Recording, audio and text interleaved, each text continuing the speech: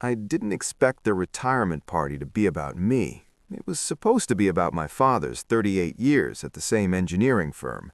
The restaurant was warm, too bright, filled with relatives who had opinions about everything and certainty about most of it. I had chosen a seat near the end of the table, not hiding, just not volunteering. My younger brother, Adnan, was already on his second drink when the speeches started. He's always been good with timing, just not the careful kind. Dad finished speaking. Applause. A few teary-eyed hugs. My mother dabbed at her eyes. And then Adnan stood up again. "I just want to say," he said, smiling in that way that feels harmless until it isn't, "Dad worked hard to build a family legacy. 2 sons, one married with kids," he gestured to himself, Lauder, soft and approving, "and one," he looked at me, 35 years old and still single. What a waste." It landed exactly how he intended. Someone coughed. A cousin snorted.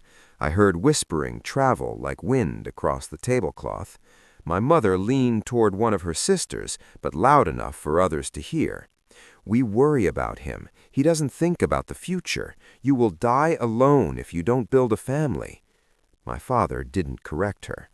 I felt the familiar tightening in my chest. Not rage, not even embarrassment. Something quieter, a small collapse that had happened enough times it no longer surprised me.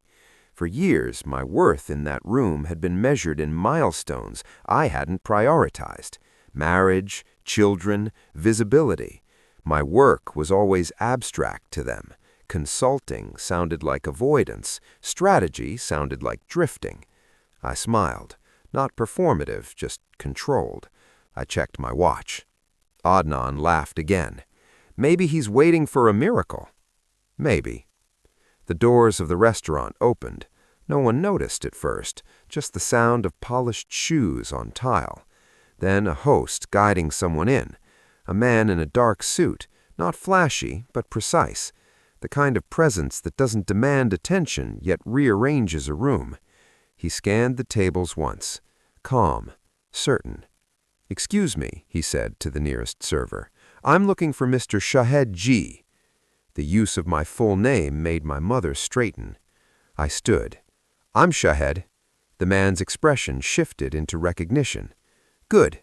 I apologize for the interruption." He extended his hand, firm, professional. "Daniel Mercer, senior partner, Northbridge Advisory." There are names that mean nothing to some people and everything to others. A few of my father's former colleagues, invited out of courtesy, went visibly still. Daniel continued, his voice measured but carrying. "We finalized the board vote this afternoon. The acquisition went through. The investors were unanimous. They asked me to personally confirm your appointment before Monday's announcement." Silence deepened. He wasn't loud. He didn't need to be. "We're grateful for your leadership on this. Without your restructuring plan, the firm would not have stabilized in time for the deal." He handed me a slim folder, formal, unavoidable. Across the table, Adnan's smile had flattened into something uncertain. My mother blinked twice, processing the words, acquisition, board leadership. My father cleared his throat. "What firm is this?" Daniel turned politely. "North acquired Raman Infrastructure Holdings this morning." That name meant something in this city. Even my aunt stopped pretending not to listen. "And Shahed," Daniel added, "will be joining the board as Director of Strategic Operations." No applause followed. This wasn't a performance, it was information. Daniel lowered his voice slightly. "We'll see you Monday. Congratulations." He left as quietly as he had entered. The doors closed. The room felt rearranged.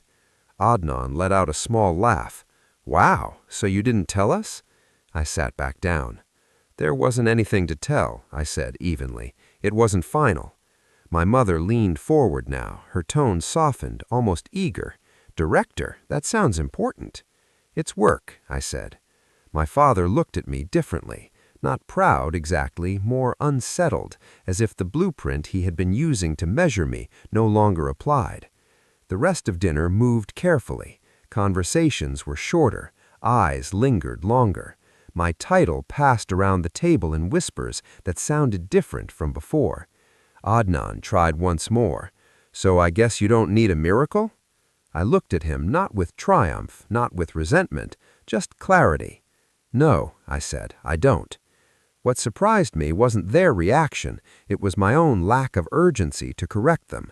For years I had imagined proving something, delivering evidence, forcing recognition. But sitting there with the folder beside my plate and the hum of cautious respect around me, I understood something simpler. Their approval had never been the missing piece. I had mistaken visibility for value. When dinner ended, relatives hugged me with new warmth. My mother squeezed my arm. "We always knew you were capable," she said. I didn't argue. I didn't agree either. Outside, the air was cooler, quieter. Ednan caught up to me in the parking lot. "You could have told me," he said, almost defensive. "I would have," I replied, "when it mattered." He nodded, unsure what that meant. I got into my car and sat there for a moment before starting the engine. The humiliation from earlier replayed briefly, but it felt smaller now, not erased, just reduced to what it actually was, a reflection of their limits, not mine. The authority in that room hadn't been Daniel's title, it had been the undeniable shift of reality. I hadn't won anything, I hadn't defeated anyone, but something had settled into place. For the first time at a family gathering, I wasn't waiting to be understood. And that felt like